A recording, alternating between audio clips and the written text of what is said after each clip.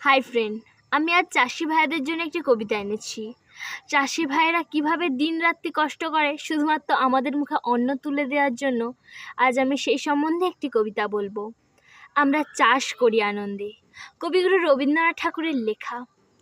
আমরা চাষ করি আনন্দে, মাঠে মাঠে বেলা কাটে, সকাল হতে সন্ধে। রৌদ্র ওঠে, বৃষ্টি পড়ে, বাঁশের বনে পাতা নড়ে, বাতাস ওঠে ভোরে ভোরে, চষা মাটির গন্ধে।